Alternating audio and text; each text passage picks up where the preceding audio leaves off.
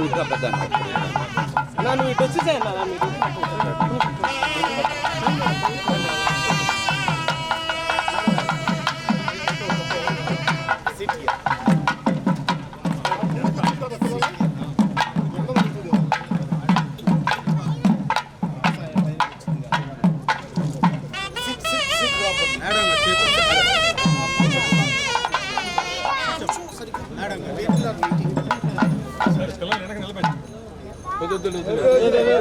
మీరు రండి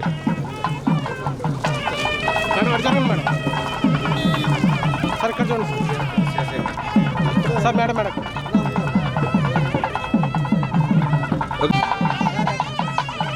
ఇంకా పెద్ద నన్ను ఇటు వచ్చేసాయన్నా మీరు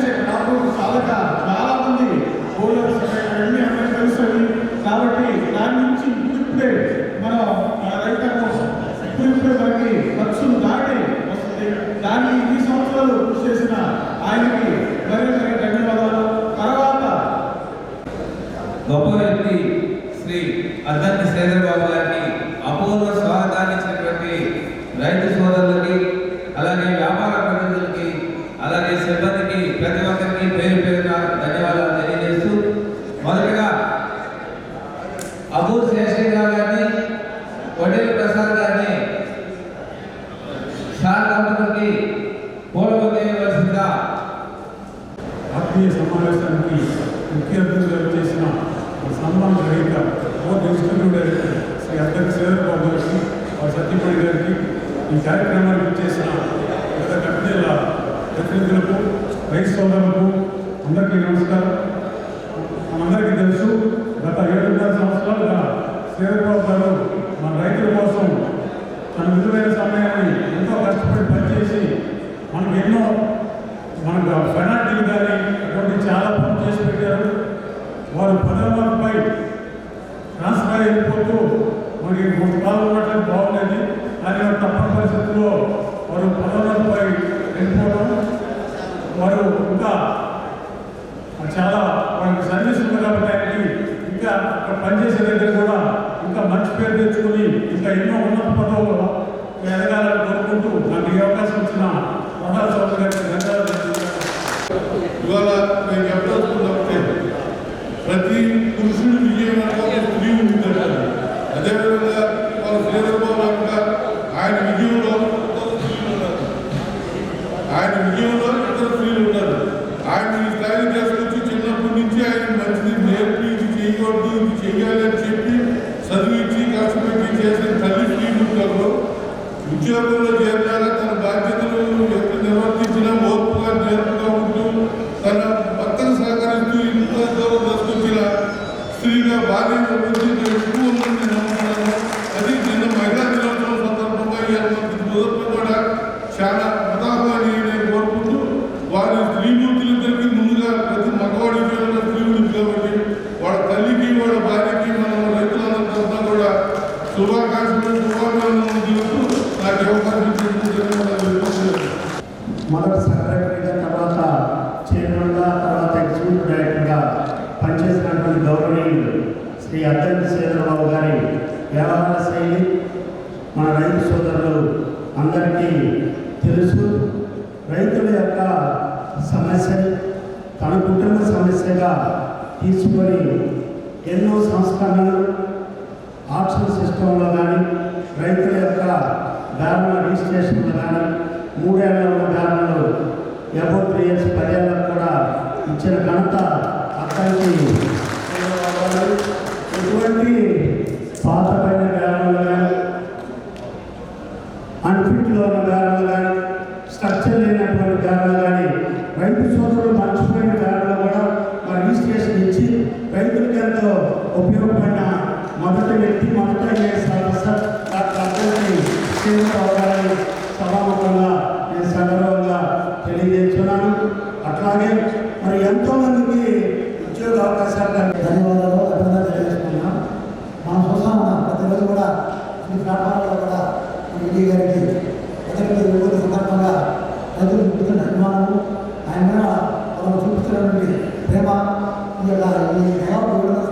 సంవత్సరాలు పనిచేసిన కాలంలో ఆయన రైతులతో ముంబై పోవడం మన చదువుకునే వెళ్ళినప్పుడు కూడా చదువుకున్న ప్లాట్ఫామ్లో కూడా చెప్పిన ఎందుకంటే ఆయన పనిచేసిన కాలం ఆయనకి ఏ సర్వీస్లో పనిచేసినా ఎక్కడ పనిచేసినా ఈ పొగాకు కోర్టులో పనిచేసినటువంటి అభిమానం కానీ ఈ నమ్మకాన్ని కానీ మీరు జీవితాలతో గుర్తుపెట్టుకోవాలి సార్. మీరు సర్వీస్లో ఉన్నా రిటైర్ అయిపోయినా కూడా ఈ ప్రత్యేకమైన పరిస్థితి కంటే మాకు సంతోషం. ఒక ఐఏఎస్ అధికారి మేము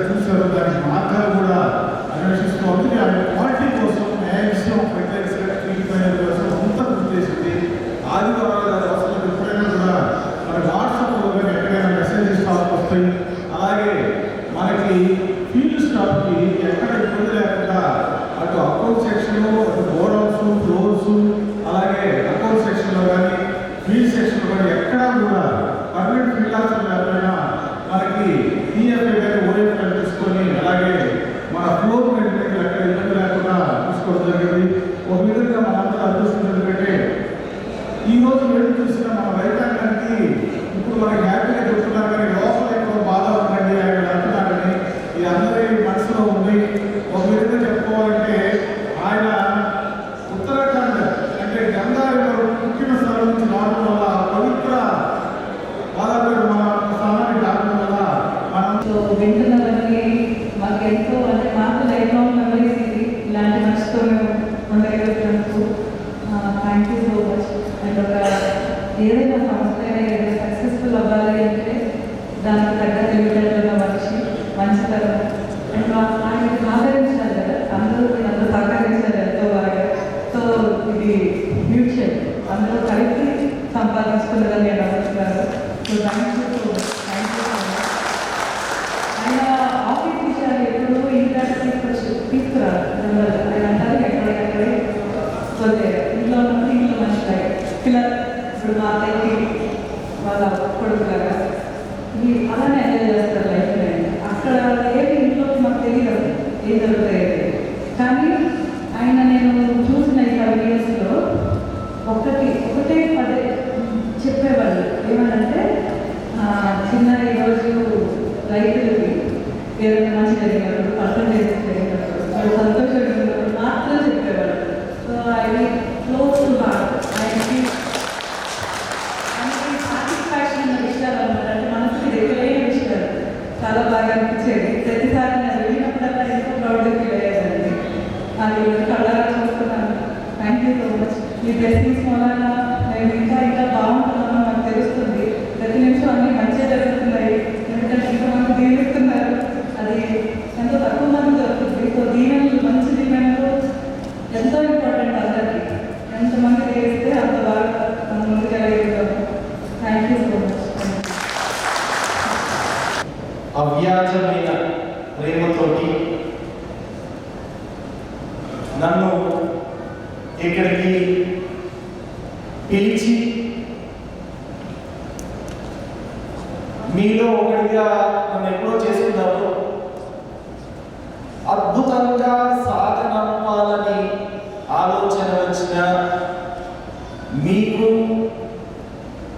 ఈ సాగనంపడంలో ఇంతమంది 100 మంది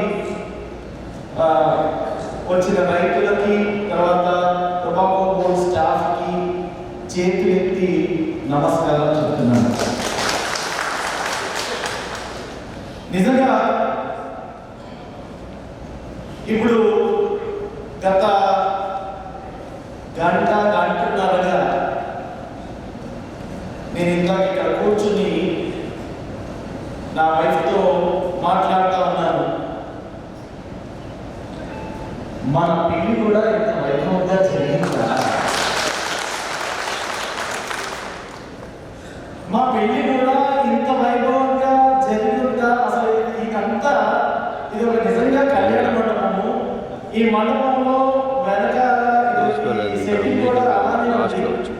మంచి మంచి షాండియర్లు ఉన్నాయి. ఆ తర్వాత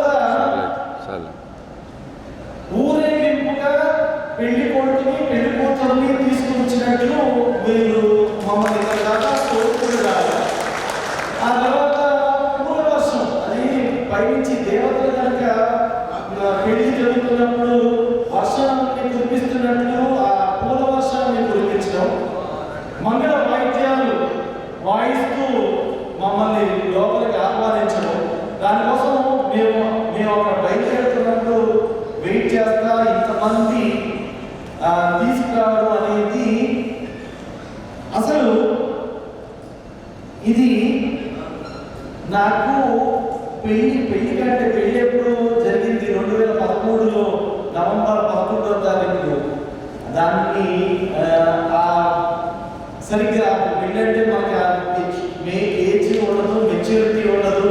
బహుశా చాలా విషయాలు ఒకటి తర్వాత ఒకటి హడావుడిగా ఉండడం మూలన పక్కన ఇదిగో ఎవరో లాగడం చేయడం లేకపోతే ఈ తొందర పెట్టడం మూలన అవన్నీ ఏమి గుర్తులేదు. కానీ ఈ విషయాన్ని మాత్రం నా మనసులో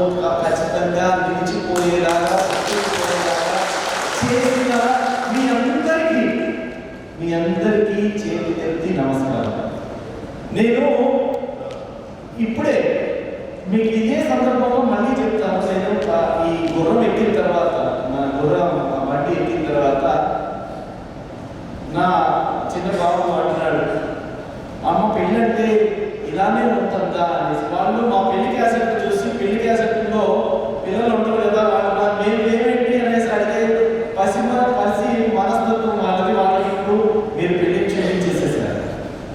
ఆ తర్వాత ఇక్కడికి వచ్చిన తర్వాత మా చిన్న పాప రెండో పాప అడుగుతుంది, నాన్నకి ఇంతమంది ఫ్యాన్స్ ఉన్నారా అనేసి అంటుంది. సో నన్నే కాకుండా నా కుటుంబాన్ని మొత్తాన్ని ప్రభావితం చేయగలిగిన మనస్తత్వాన్ని కలిగిన మీ అందరికీ చేతులెత్తి నమస్కరిస్తున్నాను. ఎందుకంటే అసలు ఇలా ఎవరికైనా జరుగుతుందా? ఎప్పుడైనా జరిగిందా? ఎలా అయినా ఇది సాధ్యమేనా? అసలు ఇది జరుగుతుందా? నేను ఇప్పటికీ కూడా ఇది నిజమా కదా? అసలు పెళ్ళి అనగానే నా రక్త సంబంధికులు ఉండాలి. అంటే నాతో పాటు నా తాతయ్యలు, బాబాయిలు, మామలు, లేకపోతే ఇక రక్త సంబంధికులు, ఫ్రెండ్స్ వాళ్ళందరూ ఉండాలి. దీంట్లో నా డైరెక్ట్ నా కుటుంబం తప్పితే, అంటే నా పిల్లలు, నా వైఫ్ తప్పితే ఇంకెవరూ లేరు ఏ రక్త సంబంధం గురించి మాట్లాడతారు. రక్త సంబంధం కాదు కదా, మనకి మధ్య ఉన్న ఆత్మ సంబంధంలో జరుగుతున్న పెళ్లి లాంటి తంతులో వచ్చిన వీళ్ళందరూ నా వారు కాక ఇంకేంటి? అసలు ఏంటి మంగళ వాయిద్యాలు ఏంటి? దీవించడాలు ఏంటి? ఈ ఆత్మబంధువులు ఏంటి? సో అందులో తర్వాత ఇదంతా జరుగుతూ ఉన్న ఈ 2 గంటల నుంచి నాకు నేను చెప్పుకుంటా ఉన్నాను, నేను అసలు కొత్తగా వచ్చి జాయిన్ అవ్వడం లేదు కదా. ఏదో మనకి ఇప్పుడు నేను ఇక్కడికి వచ్చి కొత్తగా ఛార్జ్ తీసుకోవడం, లేకపోతే మీకంటూ ఏదో పని చేసి పెడతాను అని అనుకోవడమే లేదు కదా. నేను వెళ్ళిపోతున్నప్పుడు మీరు చూపించే ఆధారం అసలు నేను ఎంత మీకు రుణపడిపోయి ఉన్నానో నాకు గుర్తు చేస్తుంది. నిజంగా ఎన్ని లక్షల కోట్లు కుమ్మరిస్తే ఎంత అభిమానం ఉంటుంది నాకు తెలియదు. నేనేం చేశాను? నేనేమి ఇచ్చాను? నాకేమి తెలియదు. నేనేమైనా చేశాను, నేను ఏదైనా ఇచ్చాను, నేను ఏదైనా రైతు ఉన్నతి కోసం ఏదైనా చేశాను అని అంటే దాని గురించి మనము గత వారం 10 రోజుల నుంచి మాట్లాడుకుంటూనే ఉన్నాము. దాన్ని నేను మళ్ళీ రిపీట్ చేయండి. నేనేం చేశానో, ఏం చేశానో నాకు తెలియదు, కానీ ఖచ్చితంగా ఏదో ఒక జన్మలో పుణ్యం చేసుకుని ఉంటాను. గౌరవానికి పాత్రుణ్ణి కాగలుగుతున్నాను. మీరందరూ కూడా నా పాలికి అనురాగ దేవతలు. మీరందరూ నా పాలికి అనురాగ దేవతలు. వాత్సల్యం అనే వరాన్ని వర్షంగా కురిపించి నాకు మాత్రమే కురిపించిన నా అనురాగ దేవతలు. నేను ఇక నుంచి బయలుదేరిపోతున్నానని మీ అందరికీ తెలుసు. మన ఈ ప్రోగ్రాంకి రమ్మని నాతో మాట్లాడిన రైతు నాయకులందరితో కూడా చెప్తా ఉన్నాను, ఏమండి నేనే ప్రతి ప్లాట్ఫామ్కి వచ్చి ప్రతి రైతుని కలుస్తాను అని చెప్పాను కదా. నేను ఆఫీస్ పనిని పక్కన పెట్టేసి ఇదిగో రైతుల పట్ల నా బాధ్యత, లేకపోతే రైతులకి నా కృతజ్ఞత భావాన్ని తెలుపుకోవడానికి ప్రతి ప్లాట్ఫామ్కి వస్తానన్నా లేదా? అది సరిపోతుంది కదా అని అంటే కాదు, మళ్ళీ అది ప్లాట్ఫామ్లో జరిగింది వేరు, ఇదంతా ఇక్కడ వేరు అనేసి నా పైన ఈ అవ్యాజమైన ప్రేమని కురిపించిన మీ అందరికీ నేను చెప్పాలనుకుంటున్న 2-3 విషయాలు. ఈ ఒక్కరోజు మాత్రమే కాదు, ఈ ఒక్కరోజు మాత్రమే అంటే ఈ మార్చి 9వ తారీఖు 2025 మాత్రమే కాదు. నేను ఈ శోభాయాత్ర అనొచ్చా, చైత్ర యాత్ర అనొచ్చా, లేకపోతే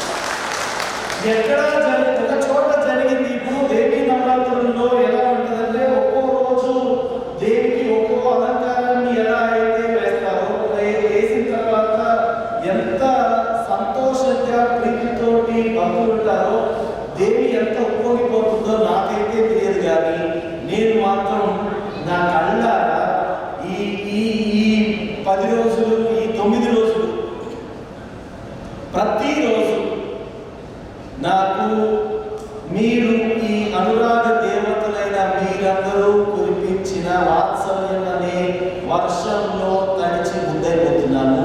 ఇది నిజం, ఇది నమ్మండి. ఈ 9 రోజుల్లో అన్ని బరువైపోయాయి. ఏమేమి బరువయ్యాయో అంటే నాకుండే